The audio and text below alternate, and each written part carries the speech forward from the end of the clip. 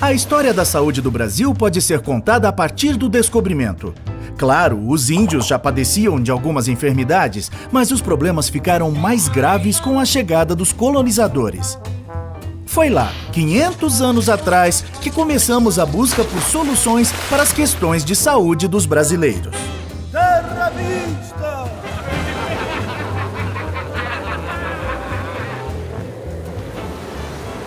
Durante os 389 anos da colônia e do império, pouco ou quase nada se fez pela saúde no Brasil.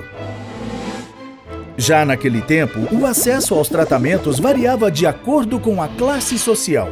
Os pobres e escravos viviam em condições muito duras e eram os primeiros a cair por terra.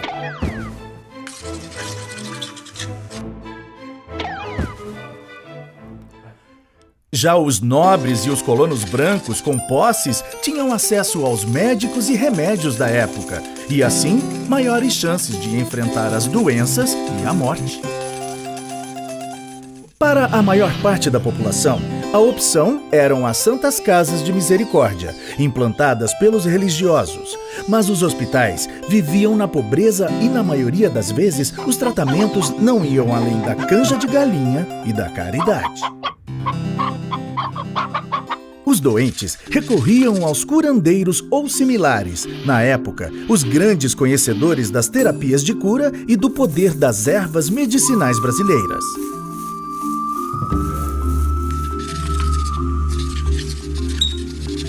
Vou curar vosso ser. Após a independência, Dom Pedro I realizou as primeiras mudanças significativas para melhorar a saúde do povo. Transformou escolas em faculdades, criou órgãos para vistoriar a higiene pública, delimitou funções para os praticantes da medicina, mas as medidas foram pouco eficazes, do tipo para inglês ver.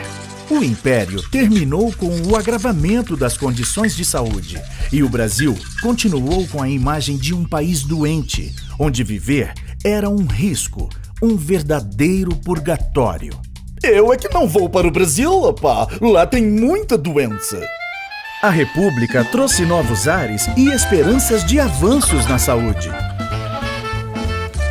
Agora sim, com a República, a saúde do povo vai melhorar. Com o fim da escravidão, o Brasil passou a depender da mão de obra dos imigrantes para o trabalho nas lavouras de café e nas fábricas. Mas a fama de um país insalubre afugentava novos operários.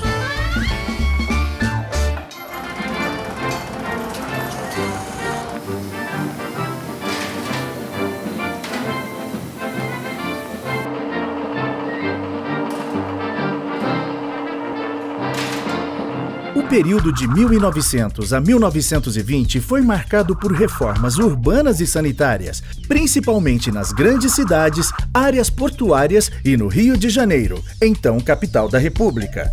Apesar disso, o Brasil seguia refém dos problemas sanitários e das epidemias. Pois é isso mesmo! Ando chovendo!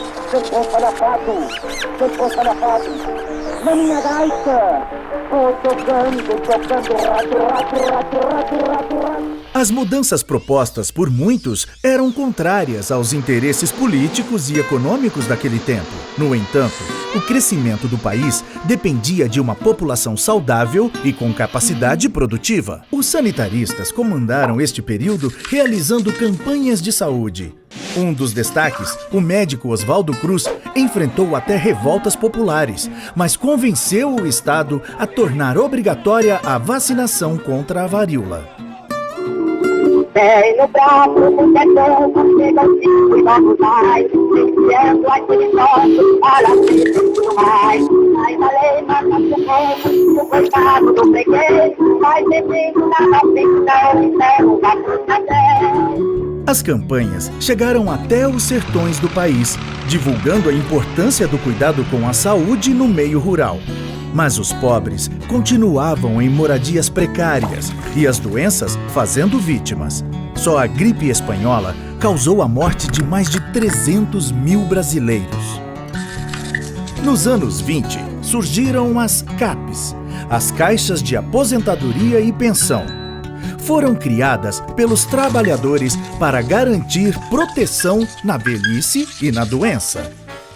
Com o passar do tempo e a pressão popular, Getúlio Vargas decidiu ampliar o atendimento também para as outras categorias profissionais. Estamos expandindo o modelo das CAPs. Agora elas passam a se chamar IAPs, Institutos de Aposentadorias e Pensões, e vão atender muitas categorias profissionais. Também estamos criando o Ministério da Educação e Saúde para dar mais atenção aos trabalhadores. O período getulista promoveu reformulações no sistema. A atuação passou a ser mais centralizada, focada no tratamento das epidemias e endemias. Só que as verbas da saúde acabavam desviadas para outros setores. Boa parte dos recursos dos IAPs eram utilizados para financiar a industrialização do país. E, mais uma vez, o atendimento não chegava a todos. O Brasil continuava doente. O povo tá doente, o povo tá infeliz. Sem honestidade não avança esse país. O povo tá doente, o povo tá infeliz. Sem honestidade não avança esse país. Não, não, não, não.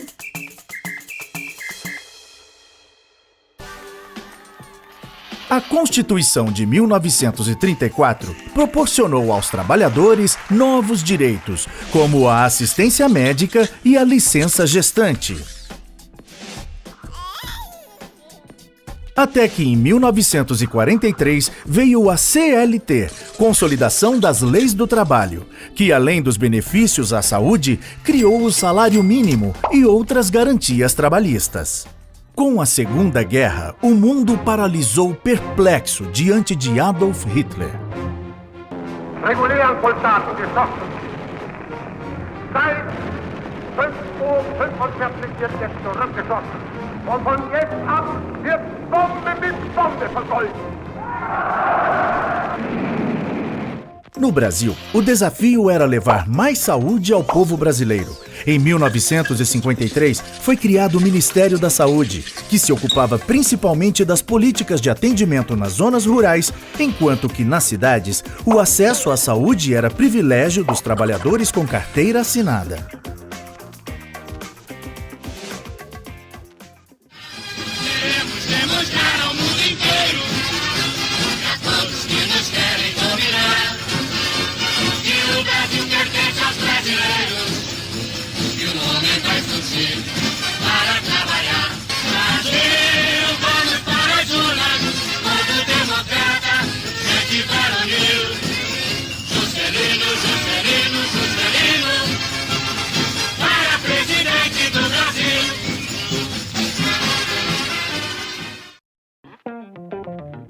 O presidente JK estava muito ocupado em construir a nova capital e dar impulso à industrialização.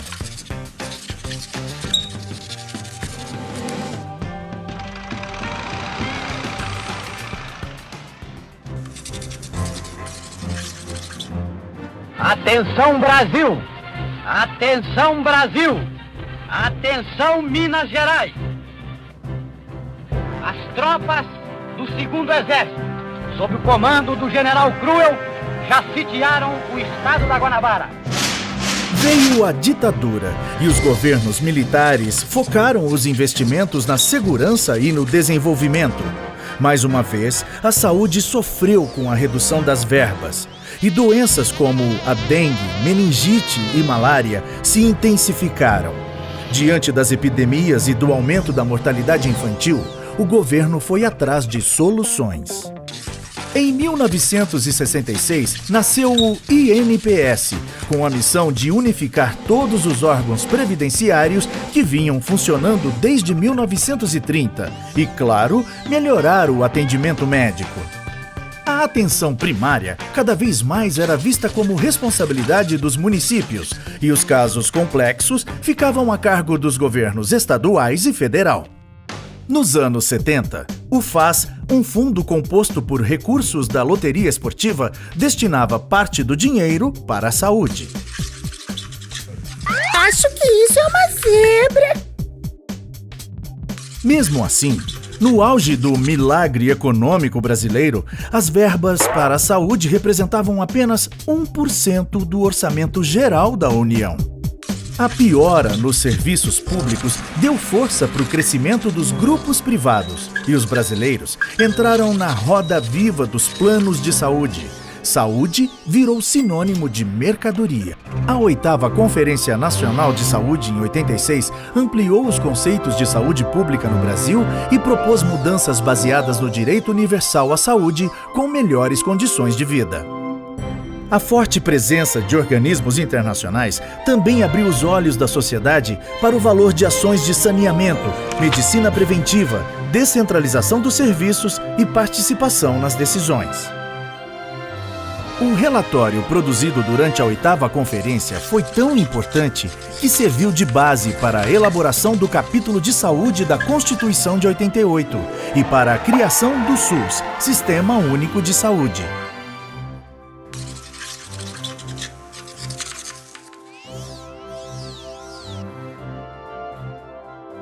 Declaro promulgada o documento da liberdade, da dignidade, da democracia, da justiça social do Brasil. Que Deus nos ajude que isto se cumpra. Embora ainda com participação do setor privado, o SUS estabeleceu o princípio de um sistema de saúde gratuito e de qualidade para todos os brasileiros.